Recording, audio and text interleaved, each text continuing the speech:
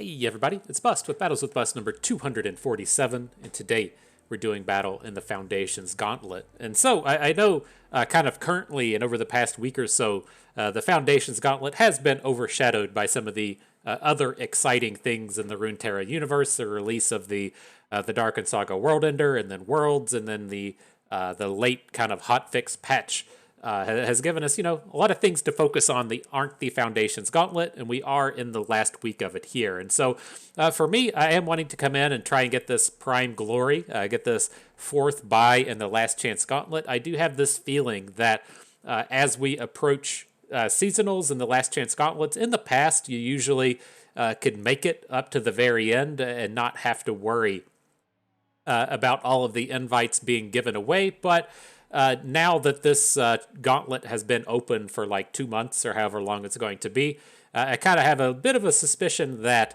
there's going to be a lot of people with the 4 diamonds or the 4 check marks, and that event might close down quickly as the people that may not typically try to grind hard enough to achieve the 4 glories and then only have to play the 1 match to get the seasonals invite. I think that there might be a lot of people just qualifying very quickly since there's so much more time to hit these 4 check marks. And so, I want to kind of come in and ensure that we get it. Hopefully we can do it here today. And so we're going to be playing the exact same lineup as the previous week. I like this strategy that we bring to get you kind of up to speed with it. We bring 2 Harrowing decks. We like to play our Harrowing decks against the opposing Shadow Isles decks, and then we look to play an Ash Katarina deck against the opposing mid-range decks like something containing Fiora. And so what we look to do is to ban Jinx Draven. I don't feel like there's enough aggro decks in the format that are good to warrant building any kind of anti-aggro lineup, and so we do concede that Jinx Draven is the best aggro deck in the format. Just look to ban it. After that, we look to ban the Anivia Shadow Isles deck. If we can't ban it, or if it doesn't exist, we try to kind of shape up our opponent's lineup to where we either get a Shadow Isles deck that we can battle against with our Harrowing decks, or we look to face off against non-Shadow Isles decks and bring Ash Katarina. And so, to get you familiar with the decks really quick, we have Ash Katarina. This is the kind of Frostbites build-around deck, if you will.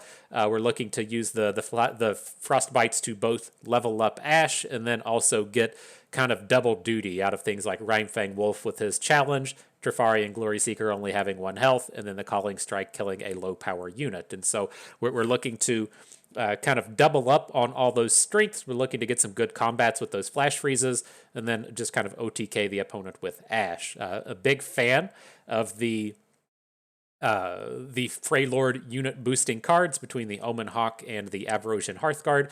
They give us a bit of longevity in those games to where the early game snowball doesn't quite happen, and then of course Katarina can happily come in and close down any game on her own.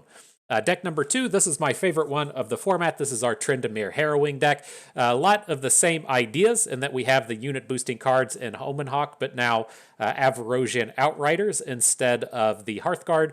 We're looking to just come in, get a big old board full of Overwhelms, and crush over our opponent's defenses with these. We kind of look at these as a way to take down the Shadow Isles decks. If our opponent's looking to play a bunch of Hapless Aristocrats and a bunch of Avarosian Sentries, just a bunch of real board stall dudes with low health, we should be able to crush through that with our Overwhelms. And then if opponent's game plan works to the way they want it to and they kill off all of our dudes, we can come back into the game with the likes of the Harrowing. And so we prefer to play the Tryndamere deck. We want to be playing the Freylord version of the Harrowing deck, but if we need to battle Shadow Isles and opponent bans Tryndamere out, we have our secondary Harrowing deck. This is another Overwhelms-based strategy with the Basilisk Rider, crowd favorite Captain Farron, and Darius, along with Kato the Arm, passing out some Overwhelms as well, but it brings forth the same idea. We have these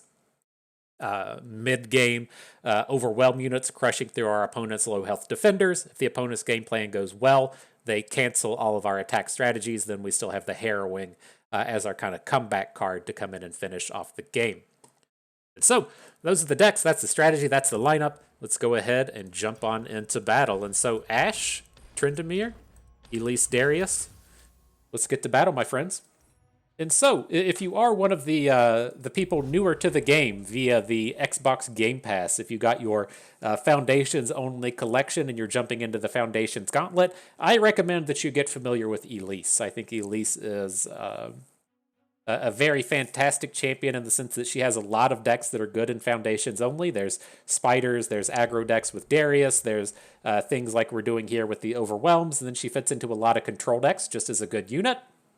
And I think that she's also extremely good in the current constructed metas as well. She's a card that's never really died off.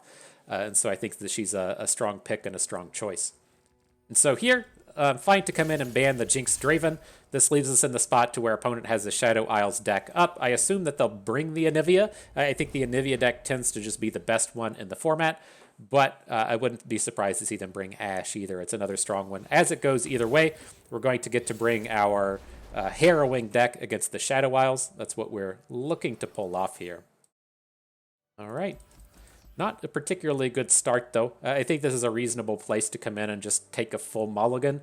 The Mighty Poro isn't really a convincing early game play. I would kind of prefer to have Omen Hawks and 2-drops in our start. All right.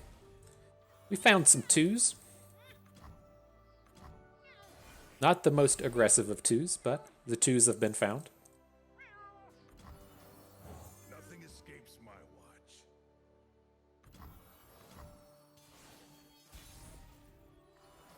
All right, what you got for us, game?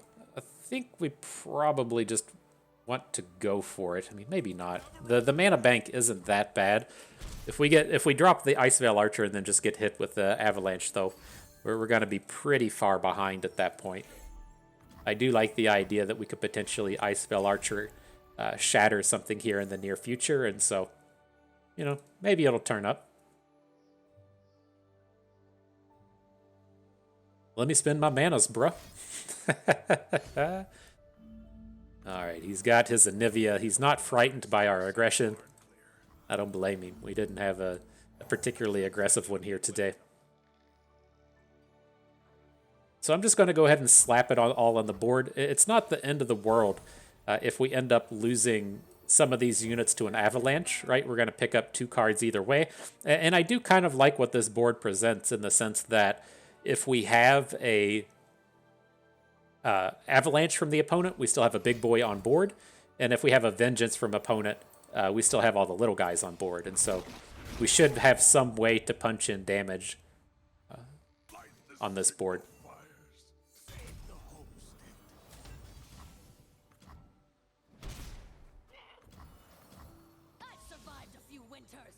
All right, and we picked up our big trump card in the Harrowing. Not that strong right now, right? Ideally, you're going to have some dead Overwhelm units that you're able to come in and recover the board with.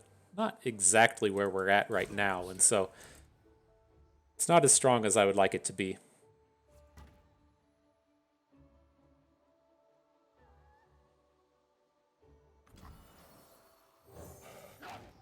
Now the question is, do we want to get this guy off of the board? You know, we have ways to deal with an Anivia egg, and so at the moment I think we just have to let the sentry stay. Although I'm not like amped about it. Let's see if we can't hook 2 units out of combat now.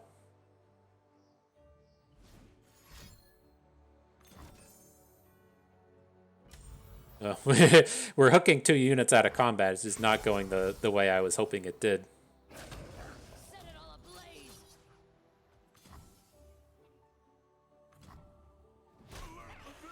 We've just picked up too much mid-game in this one. We haven't, or too much of our spells. We haven't found any of the units that we needed to really get this going.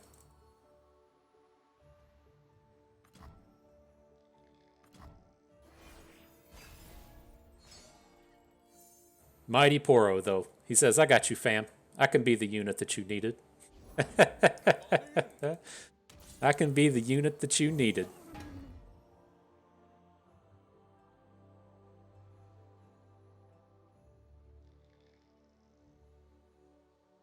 So let's see if he comes at us with the Anivia. He's choosing not to here. It's kind of one of these spaces to where, you know, you may feel safe because you're going into the next turn with the egg on the board, and it's going to turn right back into Anivia, but no real guarantees. Oh my gosh, look at this. We're 1 damage away, right? We picked up the Battle Fury, but if everything went right, we would only be hitting for 15. Kind of a bummer. But let's start doing stuff.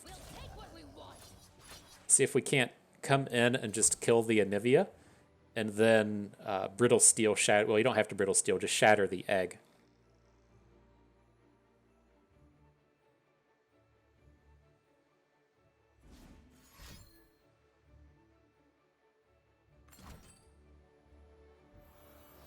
Okay.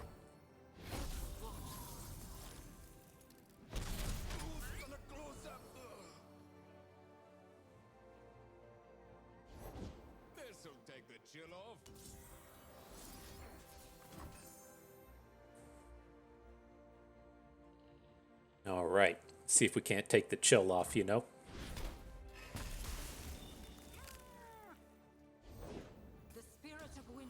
Already had another one. Okay. I mean, it's still pretty manageable, right? We can survive the hit here. She's going to do a 2 damage AoE. It only kills 1 unit at this point. Then we have the Harrowings for next turn. I would just prefer to not have to Harrowing next turn. Lets him have the opportunities to come in with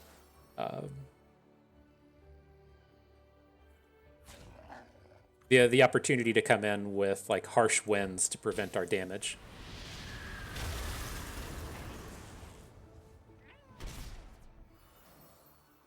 Break the strong, slaughter the weak.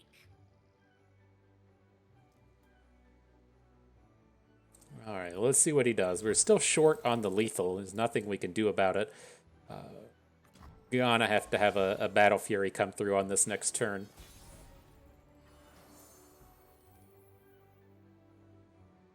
I think I would prefer to play the Bjerg on the opponent's turn. So it's just like we don't have a lethal at this point, though.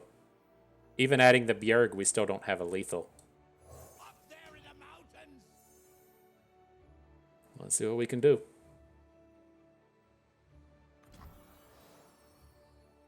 You gotta believe me. Set it all ablaze. Well, maybe we can just get him somewhere, right? if he plays this odd or awkwardly, we do have the potential to get a Battle Fury kill. I mean, we'll see if he brings in a Harsh Winds or something here, but not feeling great about it. I protect this place.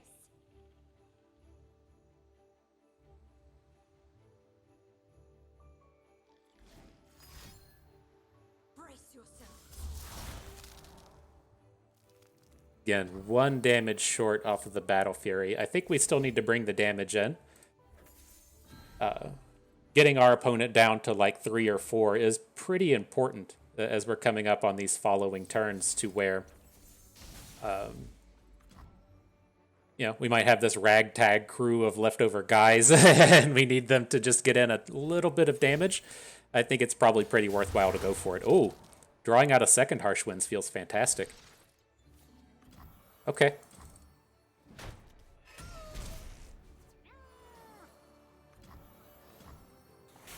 So I don't feel like ultra confident in these Harrowings. Our draw was so awkward this game that we're probably just going to lose them to the Ruination. But let's see what he does. Is he really going to Ruination here? Interesting.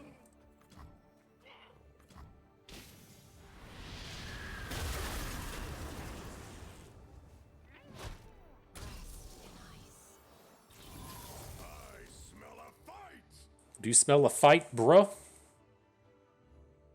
Trendemir says, "Let me get that up in my nose nuggets." That's what Trendemir wants, right? He wants them sniffs up in his nose nuggets.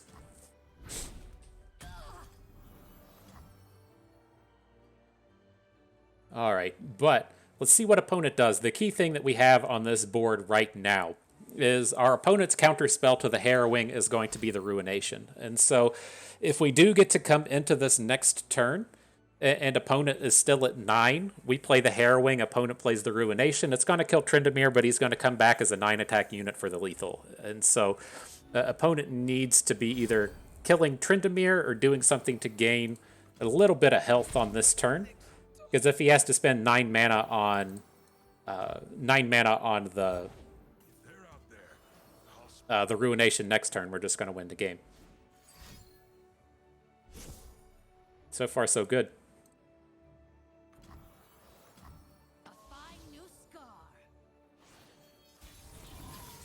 A new era begins. All right, let's see how it goes. Not the strongest of Harrowings, I guess, but it should give us a board full of Overwhelms. You get that. You know it's not a big one when you have the Ice Veil Archers coming out of it. The opponent has the Harrowing of his own. Not that rare. He's going to have a bunch of Anivias now. Arrows at the ready. Look out there! Stay out of my way. Anivias are pretty good blocks in front of our 4/6s here. Might not be as much damage as I thought. I've carved meat bigger than you. It's not. It's not as much damage as I thought. So if you're not familiar with how this deck operates, these Anivias are now going to die. They're going to leave the eggs on the board, and he's going to have 3 Anivias on the board next turn.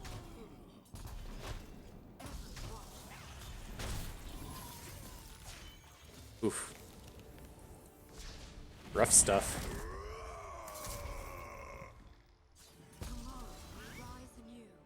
Look at that Tryndamere, though. He's ready to party.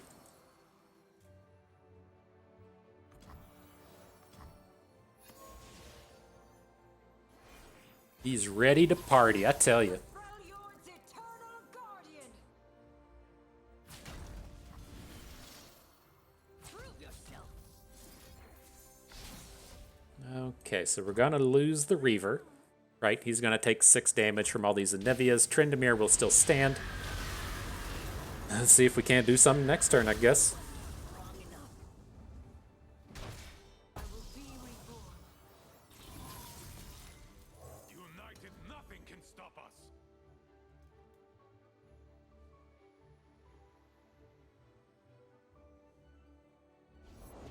Nothing escapes my watch. So yeah, a little scarier now that our Tryndamere has lost his flip. This one's probably out of reach, but you know, we'll see. We're not giving up when we got the Harrowing in hand. I mean, how do we feel just about an open attack? It gets shut down too frequently just by Vengeance, right? We know in the back of our heads that he's already played 2 Harsh Winds, but that's too much. I think this is just we have to Harrowing again. If he's got another Harrowing or if he's got a Ruination, you know, kind of fine. But I think this is our angle of attack here. You gotta make him have the answer to the question, right? He's got it. Sure. Let me wait and see first. Make sure it's not the box he's dropping out here. Sure. All right, GG. But that was tough. Our draw there was exceptionally weak. We drew basically the late game half of our deck in the early game and couldn't get any of that early aggression. If you're getting yourselves into turn 7 and turn 8, your opponent's still at 16, then you've definitely suffered throughout that game. But all right, on to the next one. No Jinx Draven, no Anivia. Well, there's Anivia here to the right. That's the one that I'm going to look to ban. If he lets us play Ash Katarina, then we're going to do it. He doesn't, so we'll take our Tryndamere deck in. The only time you're going to see us play the Noxus deck is if the opponent has Shadow Isles decks up, and then they ban out our Tryndamere. All right, let's see what we can do here. Send away the Reaver. Against the Zed decks, I do like hanging on to Brittle Steel. I think it's fine to hang on to the Poro as well. given that if we're going to be taking a turn 3 battle with Zed, then we can still play the Poro and look to Brittle Stealing. So I'm not going to play our Sentry on this next turn. I'm just going to bank up the 2 mana, then look to play the Poro and have the Brittle Steel back up on turn 3. Charged up and ready to go. Blast him. Blast him. We can take this. We're still pretty healthy. I would assume that this deck has, like, you know, some amount of burn in it, but the Omen Hawk feels just like he can get a little bit more value than just preventing 3 damage. Let's take this puppy for a spin.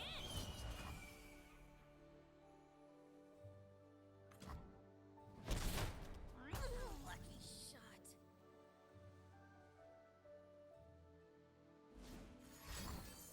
Sure. Gonna value this guy right out of the game if we get to keep up these 2-for-1s.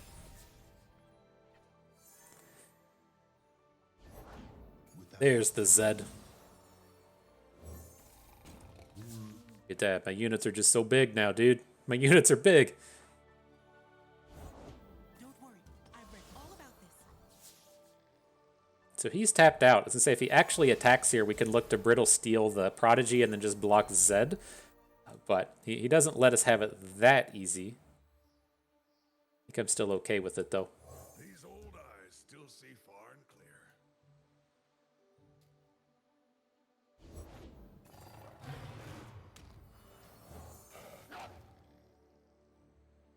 He's got a big boy in hand now.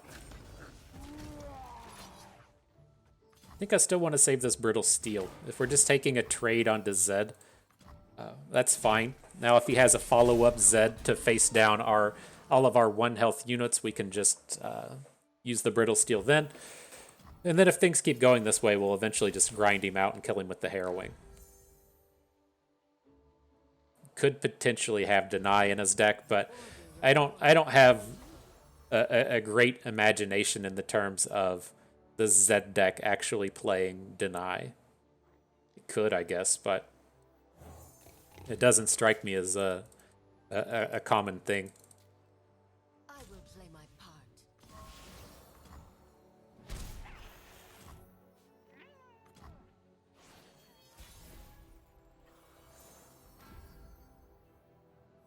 All right, let's take this full board combat. I'm fine. We're not going to Harrowing this turn. Our board's too big. We'll get the Starlit Seer, the Mighty Poro down, make an attack, see how it goes. You should have that 1 big boy in hand, right? He played a Jeweled Protector. He looks like he loaded up his Jinx. That's okay. I'll feel pretty good about this if he blocks Jinx down into Brittle Steel range. It's a cannon, not a shield. You cannot escape. It's a cannon, not a shield. I never even realized this. Look at you, loading up that cannon. Kill you, Academy Prodigy. Light the signal fires. All right, the good stuff. Good stuff.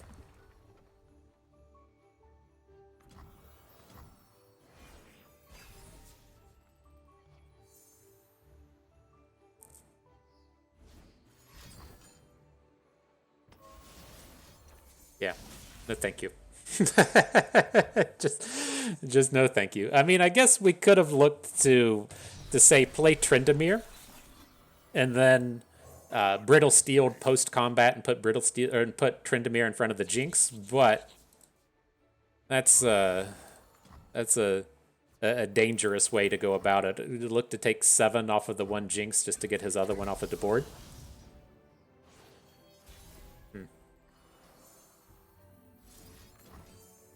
All right, let's see if he's got that Deny. I can't imagine, right? The Zed Jinx deck with Shadows and Dust in it has the room for Deny as well. That's a pretty tough sell to me. I can learn from watching you.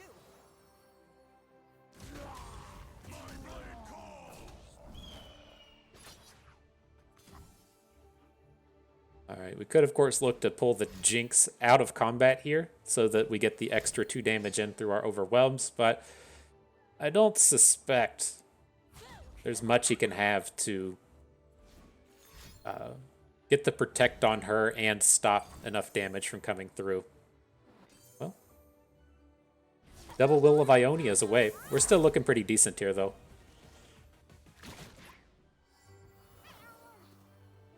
He doesn't have any Death Rocket mana this turn. So we can just leave our bird on board. And then if he rockets next turn, we can just follow up with the second bird, try and block. I think this is all well and good. Now it's a party. A foray into the field? Double Will of Ionia. For the thrill of battle! Do not fear the shrouded path. It's getting scary out here. I give you that.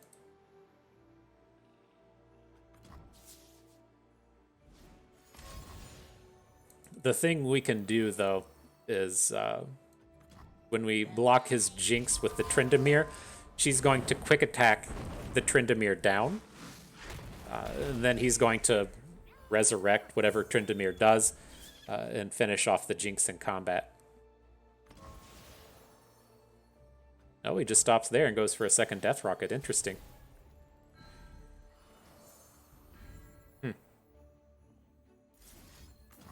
Well, okay then. Here comes the deny. He's just gonna boom us with a little bit of everything today. That's where I suspected the deny was gonna come in. This'll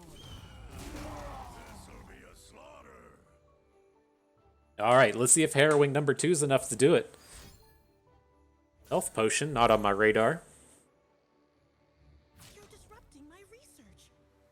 Stay still. I'm trying to shoot you. It's too late for you. Will of Ionia number 3. Barrier Lifesteal card. What you got for us? Uh-oh. A little bit of facepalm. I'll drop a cupcake on it, you know. You know, I know what I'm about. I know what I'm about. Drop a little cupcake. All right, GG.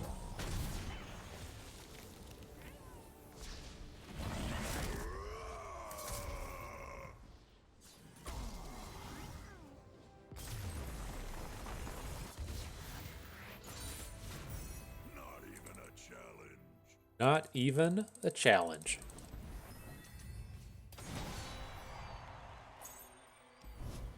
All right, next battle.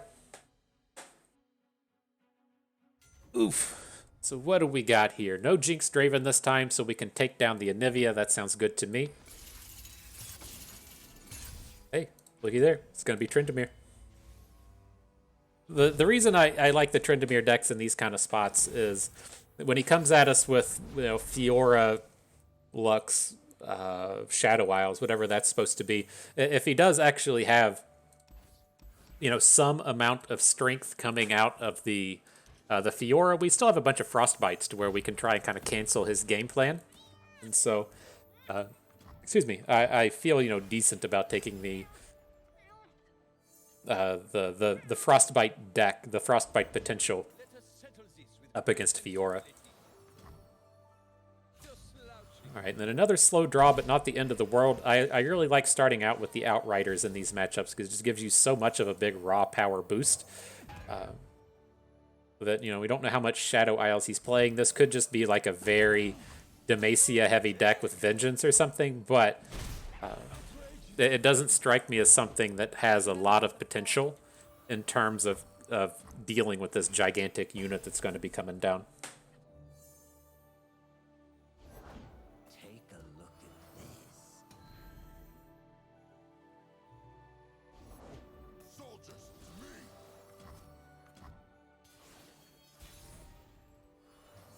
What you got? You got that big boy Tryndamere, I guess.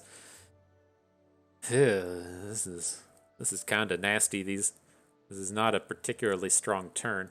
I think we still want to bring in the combat. Like, if opponent has combat tricks to win these, fine, they're kind of expensive. But, like, if he's still going to start coming at us with 4 Demacia, then we're going to struggle, right? We don't have a way to stop his width. We can't really be stopping this.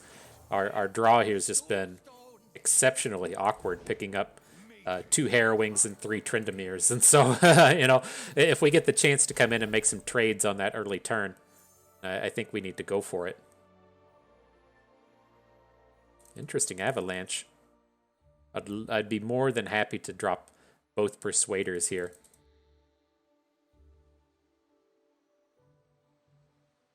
You gonna let us do it, fam? No? That's not very nice.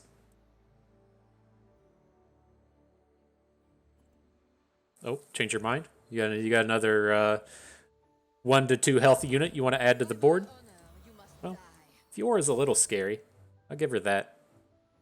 But her combats here shouldn't be great. If she can riposte, that'll let her survive against the units that we have on board, but can't afford Demacia any longer. It makes his combats look a lot worse.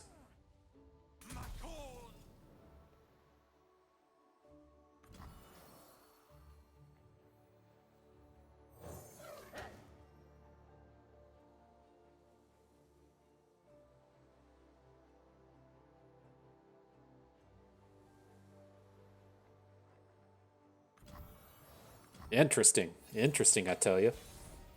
I wonder what that means in terms of his hand, as to like why he wouldn't want to just make a hook on the previous turn with Fiora. I'm boozled, fam. I'm boozled. That's what happens when you get a little bamboozled, right? You get boozled just a little bit.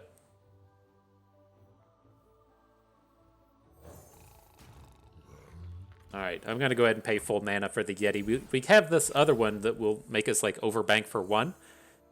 But I think he's just a little slow. Like, we have the opportunity to maybe play this for like 1 mana a few turns down the road, to where I think I want to pay like 7... If we're going to pay 8 mana on these, right?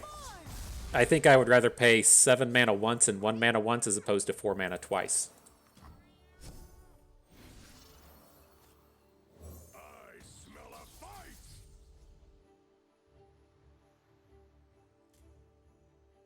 Say what up to Giant Tryndamere. If he survives the turn, then we'll be feeling pretty good next round. Right? He has that built-in vengeance protection. It's like he's looking pretty decent in that sense. Wow, that's it?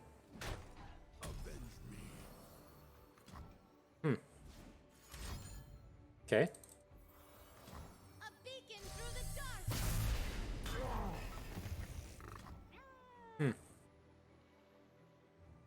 All right, well, I mean, I'm ready to Battle Fury. I don't know how you're feeling, but I'm feeling Battle Fury ready.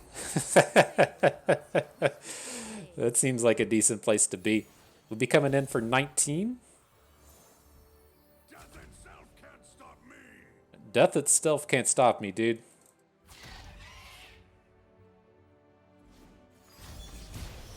That might... Is it just lethal aim?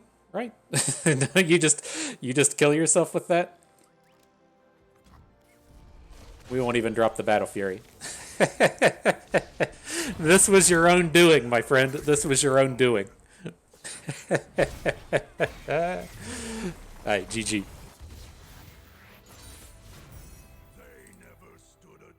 They never stood a chance. That's right, Tryndamere. Nice. I'm glad we pulled that one down. That was just... You know, you're never wanting to draw 3 copies of Tryndamere, 2 copies of Harrowing before turn 8. So, you know, it's good when we still get to pull victory out in those games. GG. Alright, next battle. So what do we got? No Shadow Isles decks. Alright. Triple Ionia coming at us, though. I would say if he doesn't ban our Ash, we're going to play Ash. I never ban Yasuo. I have no respect for that. I think the deck we're just like most likely to lose to is probably Zed Jinx. And so we'll take it out of the equation. Gonna be coming back out here with Tryndamere.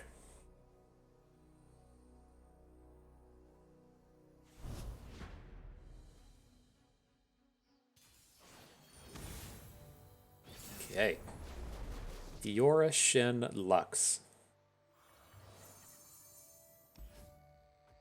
All right, I'm on board. I'm still happy with this idea of hanging on to the Avarosian Outrider, just getting this really big high-powered unit early. It's pretty strong. You know, I don't want the last game to really stick in our head as a means of it's not a reasonable play, right? This opponent's not going to be super aggressive on us. Ready the torches. Alert the village. All the shatters, though. I'm ready for that Fiora. Many dangers ahead. Not a particularly safe way to try and take the Fiora down, but we'll go for it. But now that we're starting to get this, this collection of spells in hand, I think it's safe to just go ahead and drop a Starlit Seer. We're not a deck that has, a ton of spells. This Seer is just basically a one of, because we were struggling to fit it into our deck. But I think that it's going, you can kind of see where it's going to do its thing. It was just kind of like the best of the worst, right? We already have all of the good 2-cost units in our deck. I wanted one more unit, and we just got kind of stuck with it being this guy. That's kind of all it is for him. And so we don't have a gigantic collection of spells to really try and pop off with this. But if he gets one ability or if he gets 2 abilities, that's a pretty good investment in the little Seer. This dude on top of our deck now is going to have +5/+5. I bet it's fucking Tryndamere. It's not something that we can play in the short term. This is going to be expensive, bro.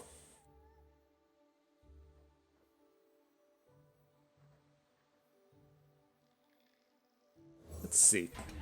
I'm kind of curious with this space if he ever if he adds Lux, we're just going to get boomed on this turn and it's going to make the attack look bad. I don't think this is a big, Fiora style build around, but if we take this just like a little slow, it's okay. If we just have a big wide board full of overwhelms, I'll feel pretty good about it. Sure.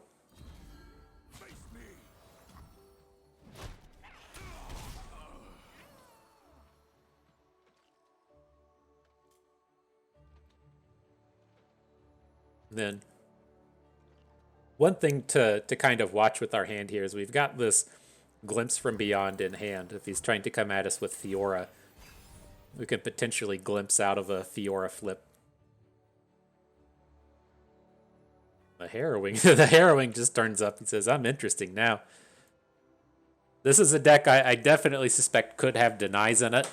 Like with those previous ones. Like, it doesn't feel like the Jinx deck's probably packing denies in it, but I feel like this one could.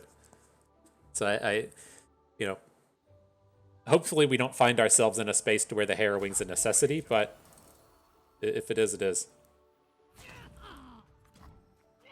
going to start trying to drain out these combat tricks. He's got a combat trick here, right? 100% has a combat trick. But if you stop to look at this deck, right, he's playing Lux. If we can drain the spells out of his hand before Lux is on board, that helps us dodge the final sparks. If we get some of these cards out of hand before, Fiora's on board, if he's spending a barrier in that combat, it's just like that all feels pretty good to me. I think everything there sounds strong. Now he has nothing. This is an easy Harrowing. I want to get you on board. I do 8/8 Averrosion Outriders, but it's like it's so super hard for him to recover out of this. And then even if he does have the deny, we're cutting out so much mana from what he has for the turn that he's still looking to take this giant hit. Now he's only got 4 mana left. It's tough for him to really do stuff here.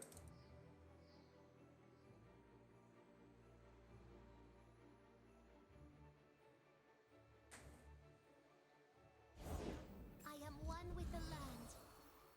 Safeguard our homes. Okay. My life for these lands.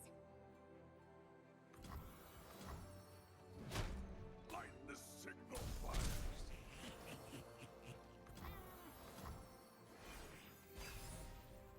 It's like it's about to be time for an avalanche. Oh, and a fresh Harrowing. Oh shit, Brightsteel formation. Oh fuck. That's scary.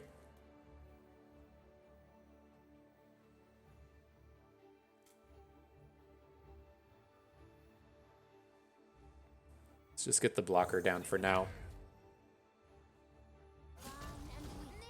So the thing to kind of like take note of on that previous turn was the deny came out of the right of his hand. The new cards come to the left, and so he didn't like Key Guardian into that deny.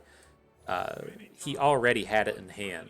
And so, you know, we have a bit of a safety net here with the Harrowing, in that I think, you know, it's just much more likely to pop off. So we just lost some of our big units. We get some more overwhelms in here, hopefully. It's got the second deny. Okay. That's a problem. We probably can't beat this Bright Steel formation, but we have some time to get more dudes on the board. You know, we can still try and overwhelm through a Green Glade Caretaker. I think, ew, that's 20. We're gonna have to block these guys, aren't we? 11, 18. Okay, probably dead. We can pick up a Harsh Winds, though. Nope. GG.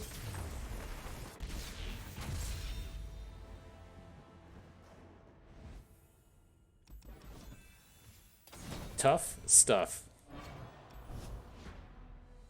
What? On to the next one. I feel like those games went reasonably well. And like I start to question my strategy of always coming in and just banning out Jinx Draven. The Shadow Isles deck here at the end, like, I'm fine to play against. I'm just curious though if we should be taking out the Anivia deck when it pops up in this situation, like that guy in the first round. I've got to switch over here to Elise, though. If we're up against that Shadow Isles deck, I want to have our Harrowing deck. It looks like what we're about to battle with, and I'm not too worried about the other one, the off-meta one. Not a bad start. Elise is ready to party. She says, let me come out here and show you how to flip, bro.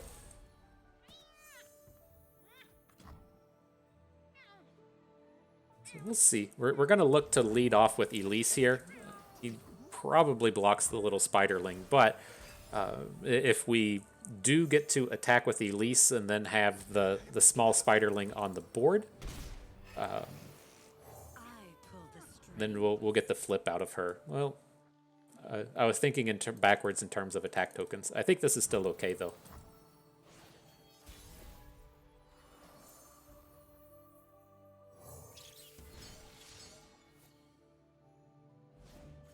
Say, I got all the spiders. Sure.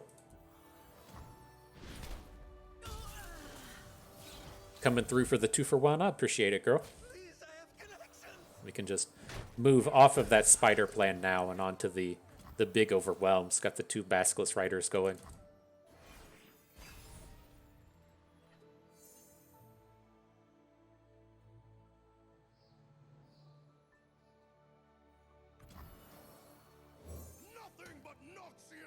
Well, we've got a Shadow Isles card on top. I usually feel pretty okay in these spots. Oh my gosh, he's got the 3 mana removal as well. Or the 3 damage removal. I guess it's okay. I mean, I was going to say, I usually feel okay with these decks. We have a total of 5 Shadow Isles cards in our deck. And so you're going to, spike on occasion and miss, but I think it's okay, the space that we're in terms of number of cards and missing on occasion.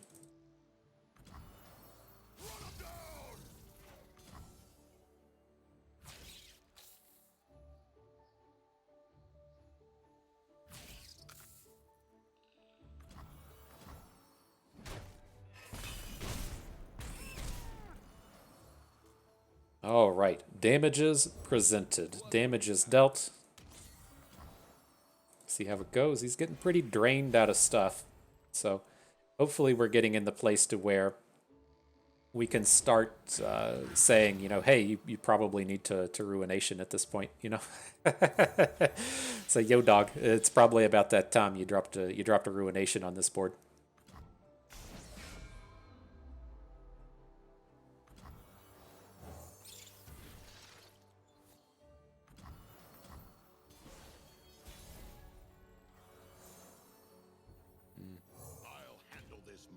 What up, Darius? You were a timely draw. Right on time, old Darius. Covered in ice. Oh, you and your stories. All right. Send him on in, little to big. See if he gets a flip. He's not going to survive the combat, right? He can throw the Wild Claw in front of Darius, and then he's only going to be a 10-7. But still want to send this little to big attack in. Looks like he's got a flash freeze for Darius or something. That's okay. I've carved meat bigger than you. Interesting, he just takes it. We can still do some blocking next turn. So, that's interesting he doesn't remove Darius. Like, I guess he can have like an Ash and be in a spot to try an OTK, but that's a pretty hefty OTK. Definitely feel better with Brothers Bond now, right? If he flash freezes our whole team and attacks with Ash, he can let the attack happen and then Brothers Bond in the middle of combat to get some blockers. Will unite the Freljord. And I will conquer it.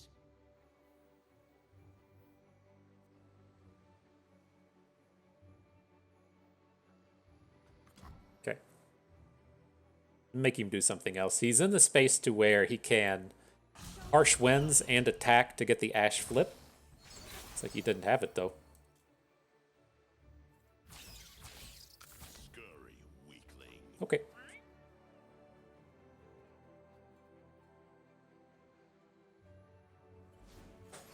Sounds good to me. So we should be not dying here, right? That's always a good spot, a place where you're just not dying. We get Captain Farron on board as another giant overwhelm, and then we'll have the 2 decimates for the upcoming turn if we need to find a non-combat path to victory here.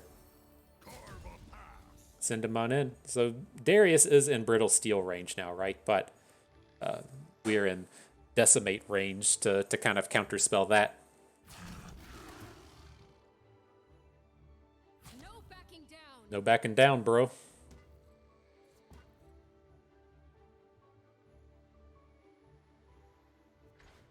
Look at that. Dunk him, Darius. Get him. You need to bring the basketball skins in for Darius. Let him be the dunk master that he belongs as. Maybe as March Madness rolls around for college basketball, they'll bring the dunk master Darius skins out and try to make a couple bucks, you know?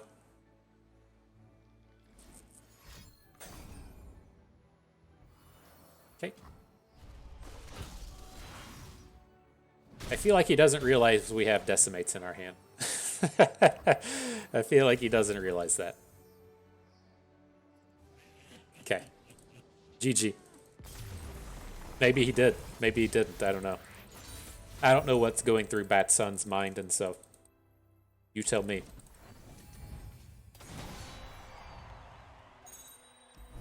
All right, we're gonna be here all day. We can't win 2 in a row apparently, so we're gonna be here doing battle. And I'm gonna switch it up. You know, let's see how it feels. We'll put the tip in and see how it goes. We'll take the Anivia deck out of the equation. I assume whenever this turns up, you're just doing battle against Jinx Draven every time, and so we'll see what he leaves up in terms of letting us do battle with this. I know it's kind of scary seeing all the Shadow Isles decks when you're looking to bring Jinx Draven to the table, and so typically your Shadow Isles decks are here to bring the counter with all of the Vile Feasts and the Drains and everything, but who knows what opponent's thinking.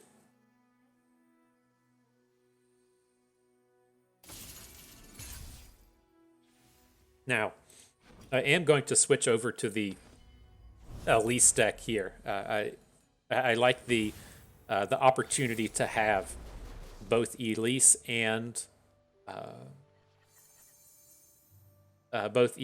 House Spider if we're up against a Jinx Draven deck.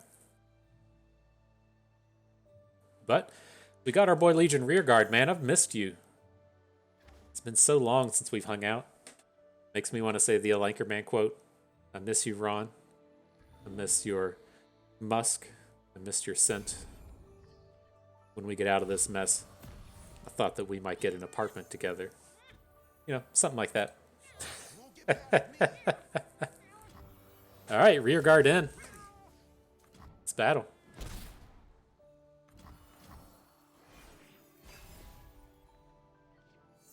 See if he's going to start dropping vile feasts and such on us.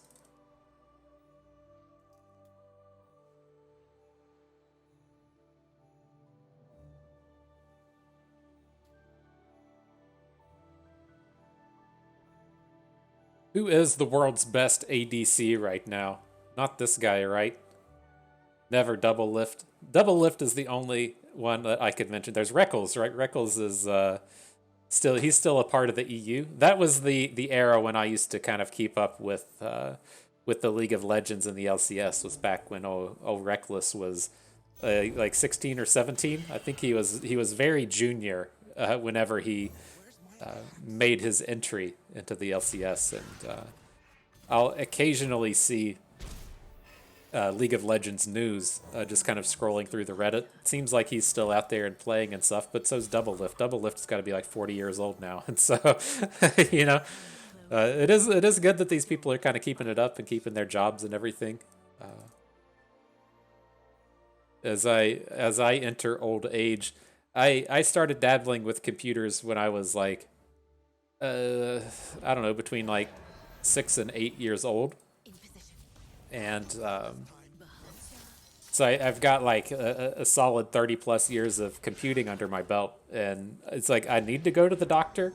I need to get my wrist checked out for carpal tunnel or for repetitive motion injury, whatever has happened to me. But it's still not to the level of these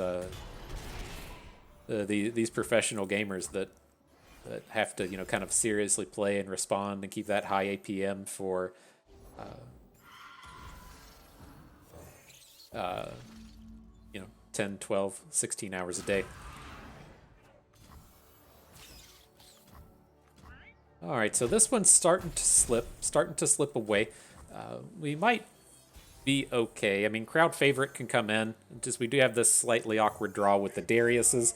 We don't quite have the overwhelms we need to get a big and meaty harrowing, and so I'm a little worried in that sense.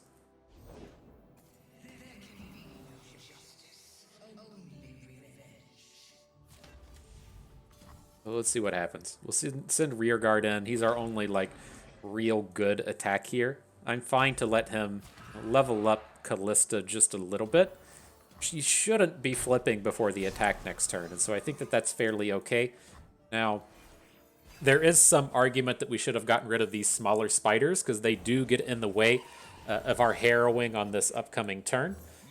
But he seems like he's going to be attacking with some of this stuff. I feel like we can probably at least get rid of one of them. Get rid of both of them, great.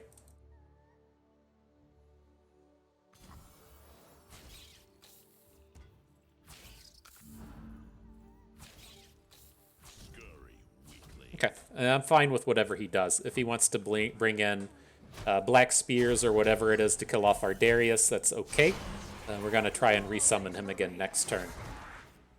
Just getting the full clear on this board is pretty fantastic. Black Spear.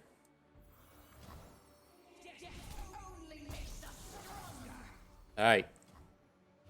Here comes Callista. It's just a little bit of that thunder.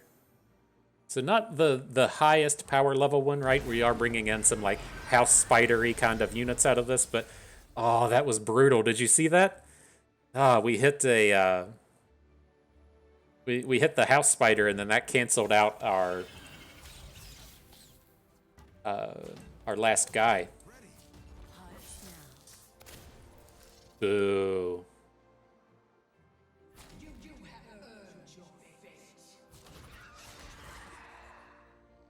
Alright, not bad though. Getting this Callista off the board be quite good. We still got a blocker if something like a Wraith Caller turns up. I dig it. The thing I'm not certain how big his Mist Wraiths are at this point. You do run into the space to where Callista summons Mist Wraiths instead of Wraith Callers. It's like we're kind of okay with a Wraith Caller summon because we can block the Wraith Caller with the Spiderling, but if he comes at us with Callista plus a Mist Wraith, then we're going to be a little short on blockers. So we'll see how that sequences out. We got pretty healthy, right? We're at 14. You're right, that is pretty healthy.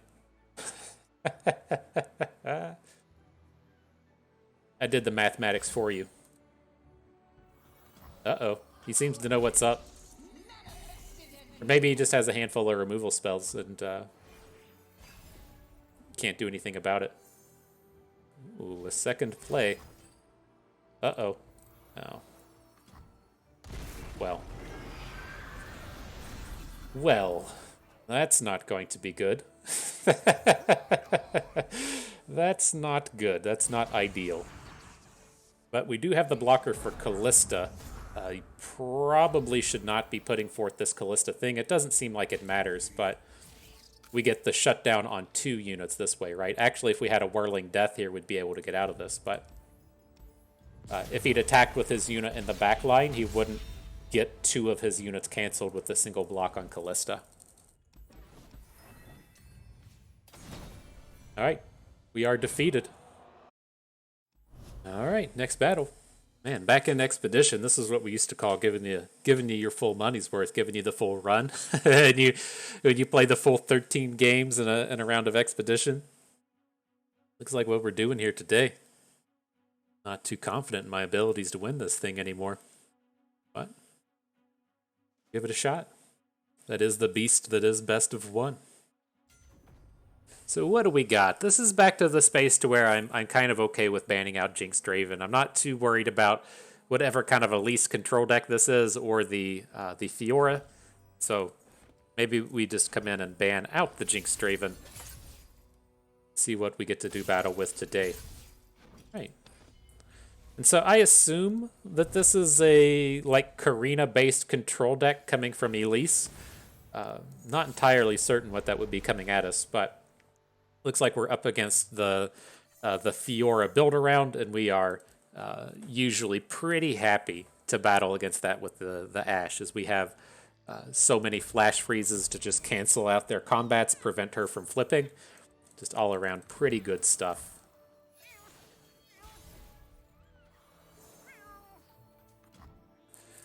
Or here's the big brain idea, the big brain thought for you. If you just don't play any units, then they can never OTK you with Fiora. Put that in your pipe and smoke it, okay? Let that one marinate around in your brain piece for a little bit. Come back and let me know how it goes.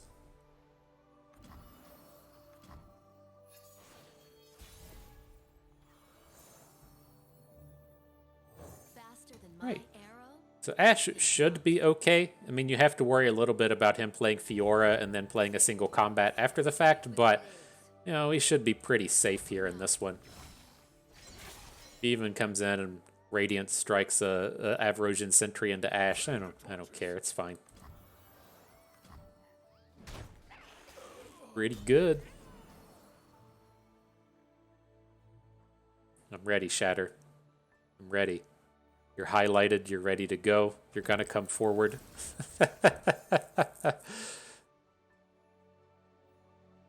Boom.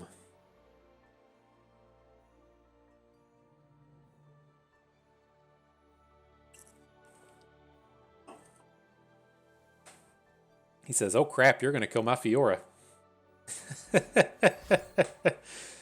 Elixir of Iron, sure. So he saves the Fiora, that's fine. The big thing to remember with this now is we have these brittle steels in our deck, and so it does give us a additional opportunity to potentially take Fiora down with. Just a little bit more protection should we need it.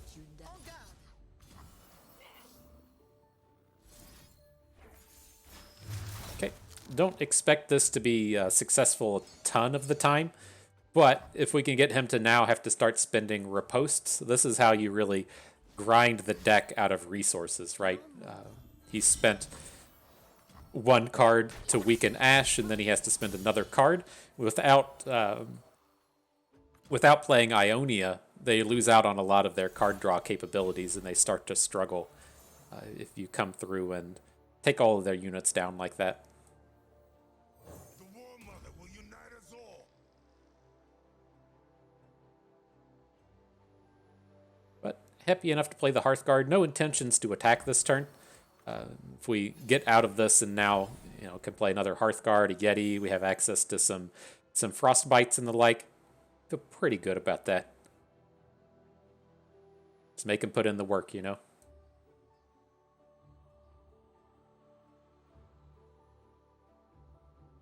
But the slightly different space with this now is if he wants to say, his hook this turn is of course going to be pointed at the Avarosian Sentry, but if he wants to point a hook at the Hearthguard, say he puts a riposte onto Fiora and sends it after the Hearthguard, then that leaves us in a space to where his combat trick doesn't win anymore, right?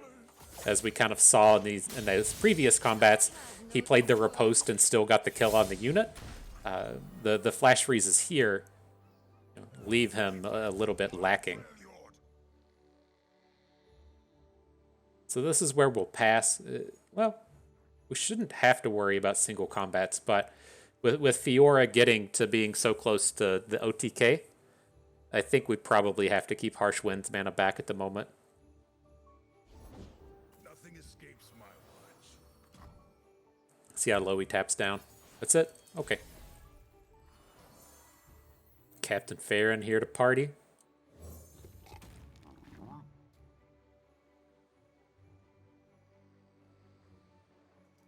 Says, I'm a 10-10, yo. Did you do those mathematics? All right, so if we play and we give up on the Harsh Winds angle, I think that's okay. Right, he still needs 2 cards for Fiora to get a takedown, right? He needs a single combat and a barrier. He's already played the 1 prismatic barrier, so should be a little bit limited. I guess that's not entirely the case, given that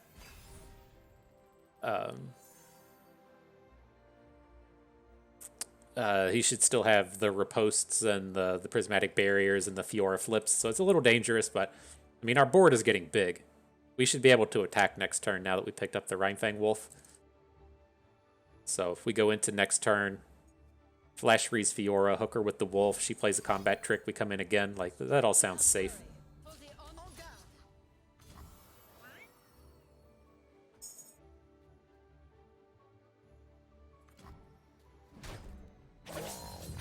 She's getting real close, though. That might have been a little too dangerous. We have to Frostbite her now. We can't have her just start playing single combats.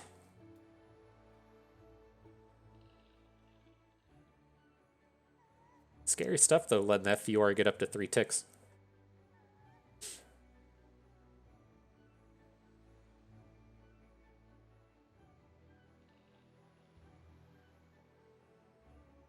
Hey, Bust, on a scale of 1 to 10, how hard are you squeezing them right now? Talking about those cheeks, them butt cheeks, if you're not familiar. About a 7. If we if we draw another Flash Freeze on this turn, it'll drop quite a bit. Calling Strike actually quite a good one, given that say he now wants to riposte Fiora, we can still kill Fiora with the Calling Strike. That actually does an exceptional amount of work here.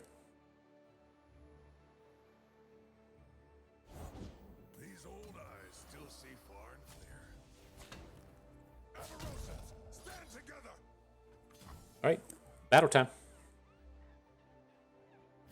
Shouldn't be getting lethals, but he has to worry about these decimates in our hand as well. And so it's like this attack takes him to 7 double decimate kills within that. Which, if you ask me, pretty cool. Pretty cool.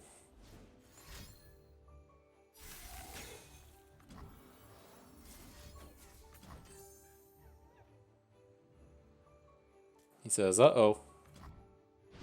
My tier 3 Fiora is gone. That's worthy of an uh-oh. It's a little worthy, you know?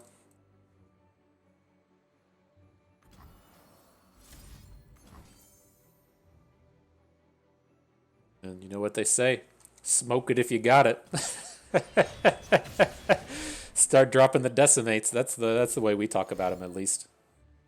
I don't know how you talk about them, but that's the way I do it.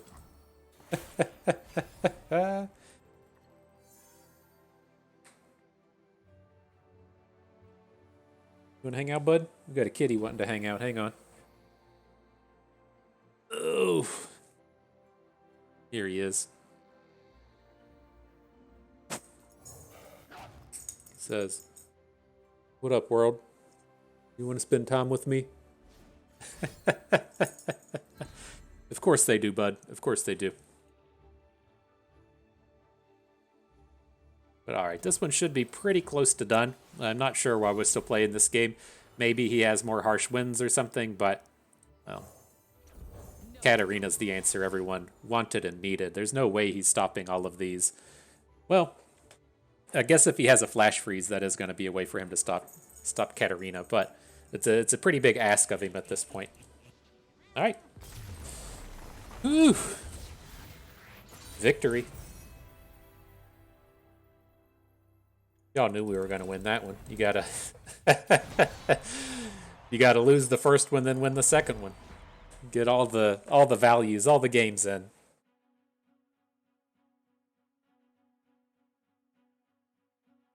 Good stuff though.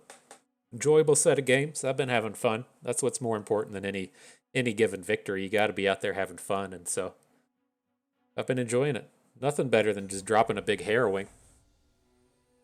All right, what do we got here? I think we want to just like leave. Well, it's odd. Like to a degree, I wouldn't mind keeping the aggro decks up. I assume both of these decks in the middle and on the right are aggro decks, with this being some kind of control karma deck. I have like no respect for this karma deck. I think it's garbage, and so I think we'll leave it up. I'm gonna take out the Zed Lucian, as that's the deck that's just more likely to just come out here and beat us, right? And so I think we can let it go. And then, ideally, we would be taking a harrowing deck up against Karma, but I think it's fine to just be taking Ash Katarina. This deck still has a ton of longevity to it, with all of our unit boosting and our Katarinas giving us a lot of late game. They don't have great answers for Captain Farron. This is a deck that doesn't do well against big units, right? If your means of removal are going to be mystic shots and get exciteds, you tend to not have a really good game against just a lot of stats. Now, our draw has been booty. We would prefer to be a little bit more aggressive here in the early game, just getting a little bit of chip damage, but it's not the way it was meant to be today.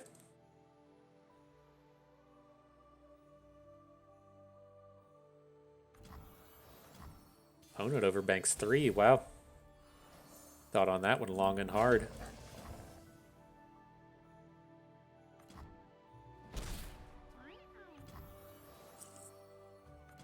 Wow. Opponent over banks 7. That's a big number. That's a big number. There is hope. A chill in the air. Well, we're not going to let that stand. Just go ahead and get that nonsense out of here. This must just be a very awkward draw.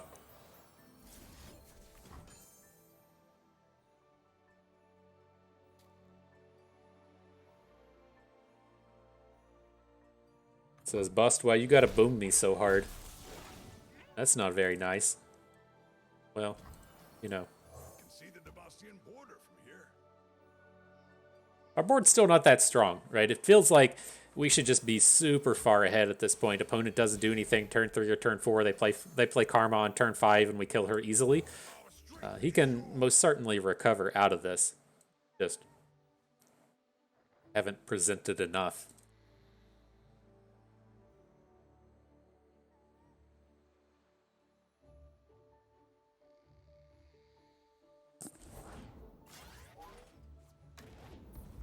The Sump Dredger, he just discarded Mushroom Cloud. Where is Mushroom Cloud coming from? Alright, pretty good combat. If he has some kind of combat trick to win down here on the right, I don't care. Static Shock is fine. Again, it's very expensive, so we still have a meaty selection of units on the board. We have some meaty units to continue to play. Hopefully things will just keep on churning. But right, as we add units like Avarosian Hearthguard, it really limits. If you're playing Static Shock, it doesn't kill any of the fresh units that we draw now. If you're playing Mystic Shots, you're playing Get Exciteds, they care about the stat health of your units, and if you can't actually kill those units with your removal spells, then they have to just start going to face. It's a little tough for them to pull off. It's going to be a beam onto Ash. That's okay.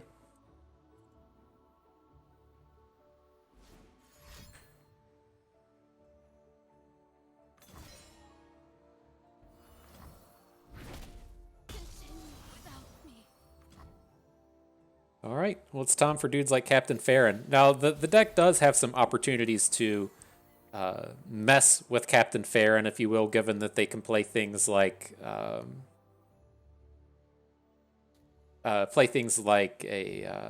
Will of Ionia. But that should be, kind of the extent of what he's able to do.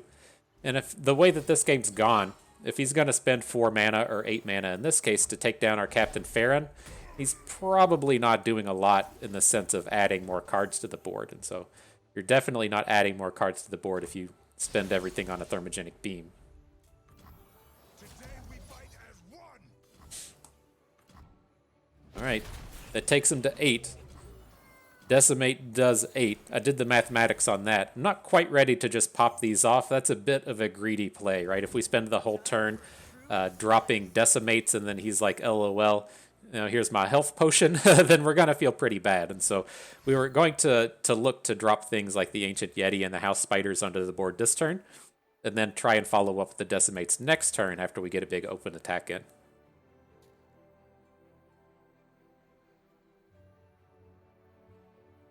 It's like he's thinking about playing a combat trick or something. I'm okay with that. Ionia speaks through me. All right, that karma's gonna flip though. How scared should we be? It's a pretty valid question whenever karma flips and they're able to start popping off. So we'll see. We'll see. See if he's gonna come out here and gain like 18 health and bring some nasties in that way. We are kind of far away from lethal. I mean, it does take more than just like a single Will of Ionia, right? He needs 2 cards. He needs to take it down to 5 power and then do a little bit something else. I think we feel good if he's playing Inside of the Ages. But again, the big kicker for us is after he does all this stuff, he still has to stop the Decimates from coming down, and that's where we'll hopefully get him. I don't think this attack on its own is enough to win often, but the Decimate backup is the whole different story here.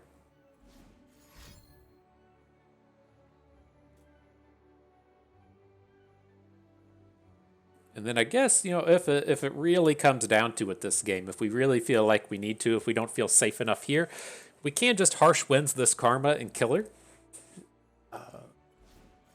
So that we have, just that big threat removed from the board. He'd only have the potential for 1 Karma left after that, but it's kind of a scary spot to be in.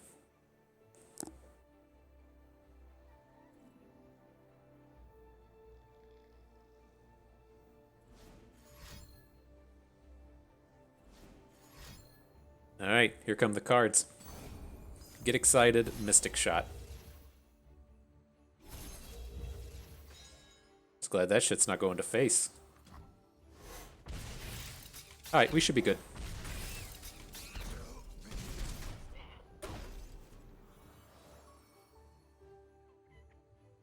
Health Potion is, of course, the scary card here. Right? If he gets to double up the health potions, that would take him to 8. So he would need a second one, but still a little worried. There we go. There we go. Drop a little laser beam in there. GG.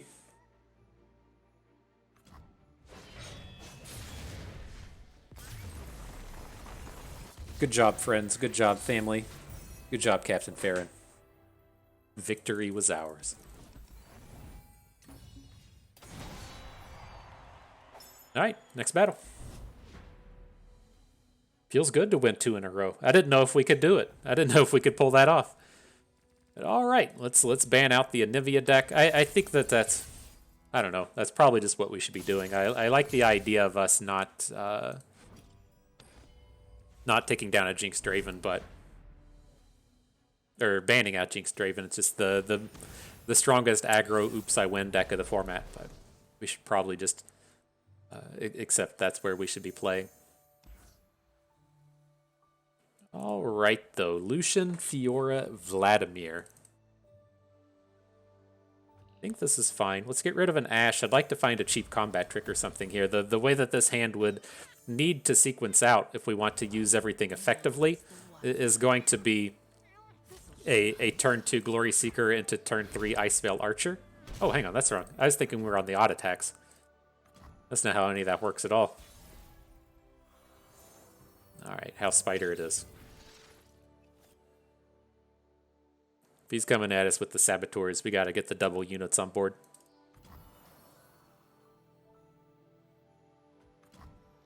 Interesting.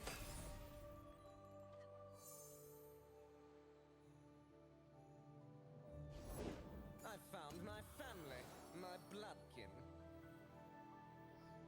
Victory Does he required. ever have a way to Everything's in place. he can play like a Death Lotus? Like, that's the kind of cards we have to worry about here. Radiant Strike's fine. Huh, okay. I don't feel like super comfortable getting our Ashe into combat this next turn. She's going to have to wait a little bit. But, I mean, she's going to be pretty good at building up to a... building up to an attack where opponent just doesn't have any way to block. We can flash freeze their whole team.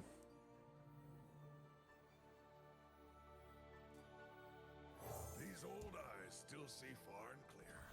Okay.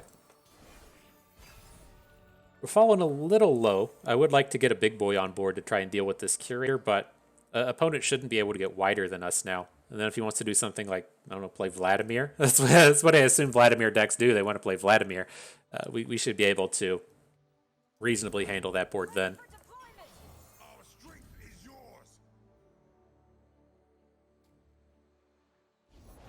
I don't carry change. All right. So I'd guess the card to worry about in this combat would be a Transfusion, but it's not that terrible if it comes down. Ooh. How much are we throwing away here now? I want to get like all of this going. That's probably too greedy. But I mean, it is nice to get it. I think this is the only unit we like truly care about is the Crimson Curator. He should still be able to activate it a couple times, right? You play Transfusions, you play a Death Lotus or something, you have the means to activate that ability. But we need to at least, try and force it. We don't want him to just sit around and get to use this basically whenever he wants. I'll cut them apart. You're mine. Now, the next thing is, are we going to come in and worry about Death Lotuses? I think this is a reasonable place to stop. He does have some decent blocks out here, but I don't want him to just have it, like, too easy in terms of what he can take down.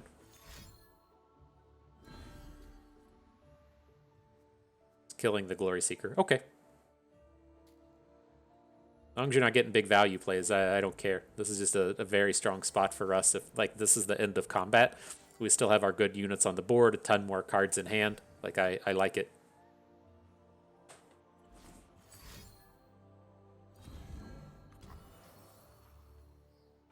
Okay.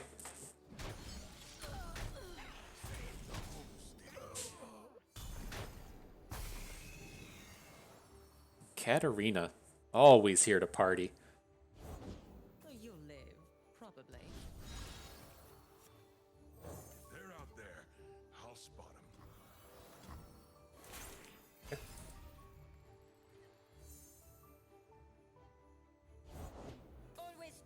steps ahead. A chill in the air. Easy. We'll take the Frostbite onto Fiora. She could probably still get into some kind of moderately scary combat here, but with the Calling Strike, he should need 2 cards. Like, typically, I don't imagine this deck playing a bunch of things like Riposte. It seems like a Transfusion would get out of this, but he's only got 2 cards left at this point. I think we're in a pretty safe spot. It's nothing personal. This'll shake 'em. I'll turn the Behind ya.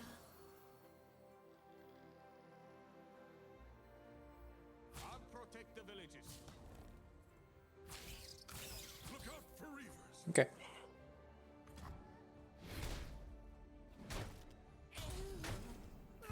So his board is empty. We just need some of that time thing everybody's talking about.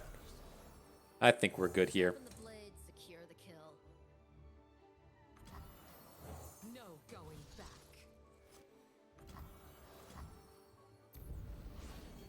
All right, here's that big Katarina hit. For glory. I assume he's got nothing. Then we can follow up with both Ashe and Katarina. Should leave us pretty well. I mean, he's got 1 Crimson in hand, so we do know that he has at least 1 unit, but recovering from these Katarina rallies is so challenging to do, and his deck shouldn't have any way to take her down. You would need, in Foundations only, it's going to have to either be a single combat or it's going to have to be a detain, which should be pretty tough to pull off. Guess you could look to Whirling Deather or something, but not a lot of answers that opponent can have access to here.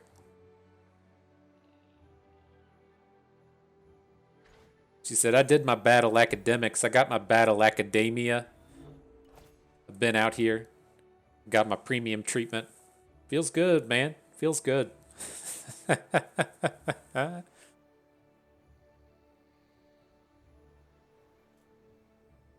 Did we get our first disconnect of the day? Was Carlo Scalel taking the shit on the toilet at work? You say, yo, boss, I gotta take me a 20. I'm gonna drop a serious 2. They say, all right, go for it, Carlo. Then he's sitting there on the old toilet. Things going wrong, things going bad. Drop your phone in frustration right into the poo water.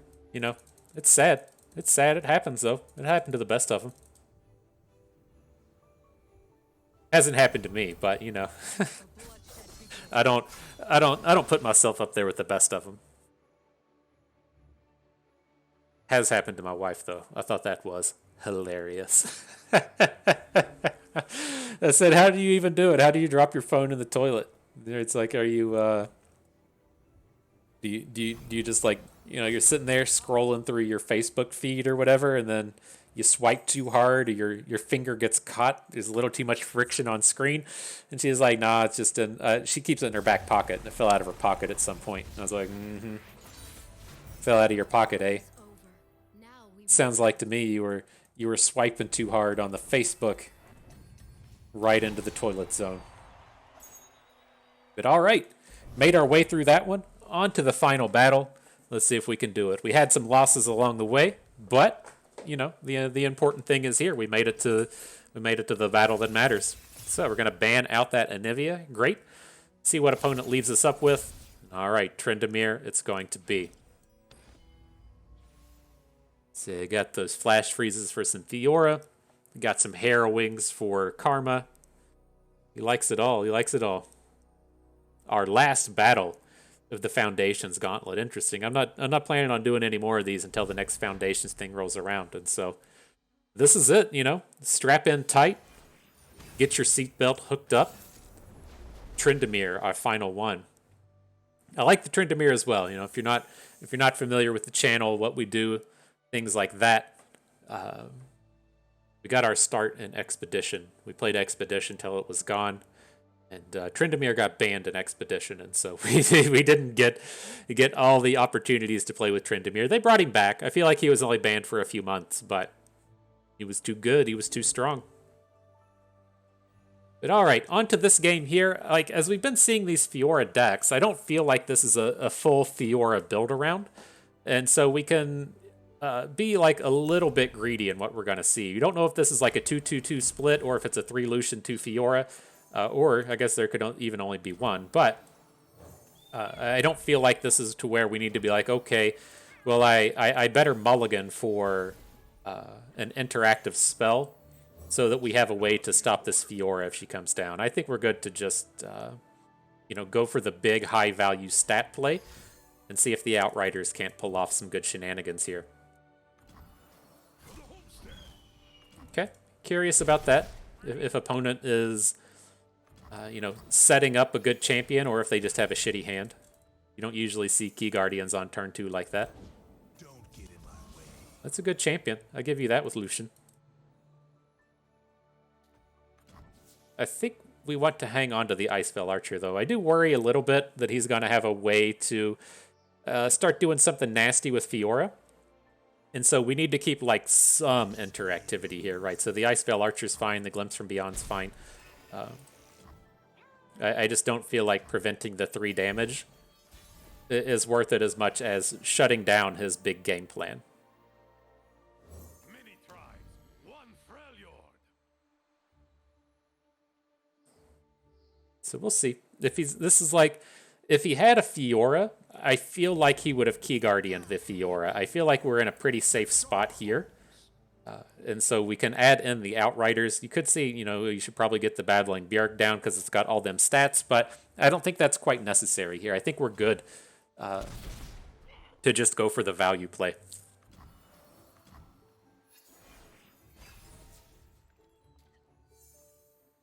Brittle Steel, nice addition to the hand. The fate of mortals and spirits falls to me.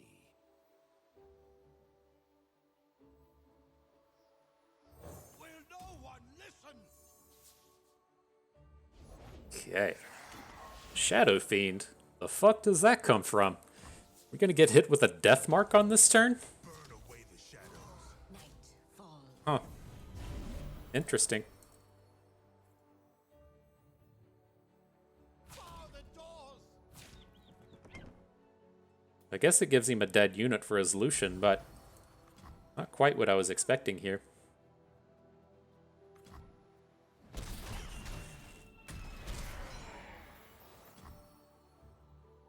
Alright, let's see what we draw. We got a boosted unit somewhere. Looks like the boosted Avarosian Archer. That's a perfect curve filler here. That's quite nice. And so we'll get the Yeti down. We'll get the Avarosian Sentry down. Whatever looks to be like the best play from opponent will pop with the Icefell Archer.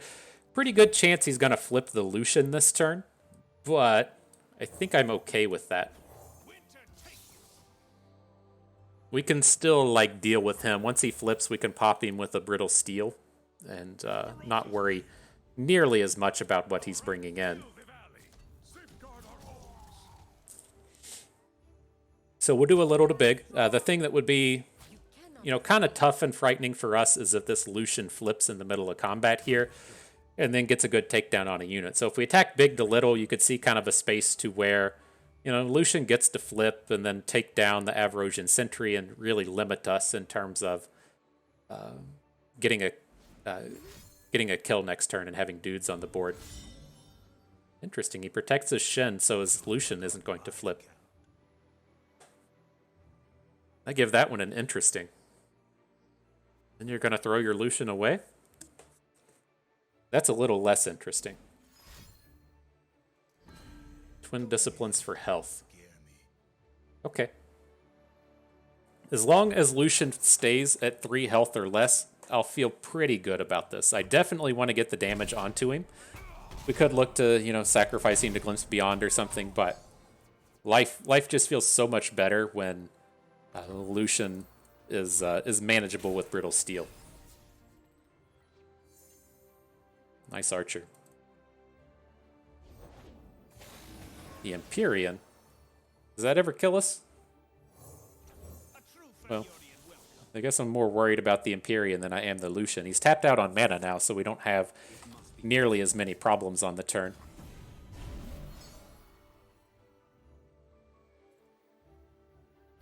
torches.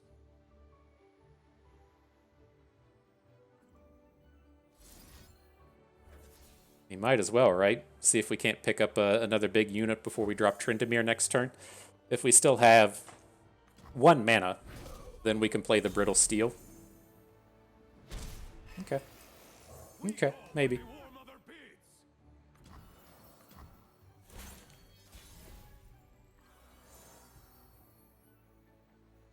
My blade grows red. Now this is one... It's kind of tough with Tryndamere, right? If he's got a Will of Ionia, he could just send Tryndamere right back to our hand. But... My arrow won't miss. it's like he can get fairly close to the same space, just returning Yeti back to our hand. And so I think Tryndamere's okay, as opposed to adding the Outriders, and then he's just going to send a unit back in the middle of combat, right? So Stand and fight. Not so fast. Immediately. Go ahead. well, something's happening, and it looks like it's going okay. All right, the recall onto Lucian. Save your friend from combat. He can fight another day, but the battle has been lost for Lucian. And so, not a bad set of games. We managed to pull off our final checkmark. And again, as we come out and wrap up the Foundations format, I've really like the strategy that we're bringing. I think that Ashe should belong in every single lineup, that Ashe Katarina deck. And I just don't like playing the Anivia deck, right? That's the kind of space that we're in, and that I just don't think it's fun. I think it's fucking boring, and I don't want to play it. And so, that's the way it goes with decks sometimes. It's not to say it's a bad deck. It does belong in our lineup, but I don't want to play it because it's miserably boring. And so the thing that I could never quite put my finger on was whether or not we should just plan to ban that Anivia deck, or if we should plan to ban Jinx Draven. And the more and the more I play and think on it, and I feel like we've played quite a bit of this format, I feel like we should just probably ban the Anivia deck. I feel like our matchups against it are good, right? We're bringing the Harrowing decks, like the idea of the Harrowing coming in.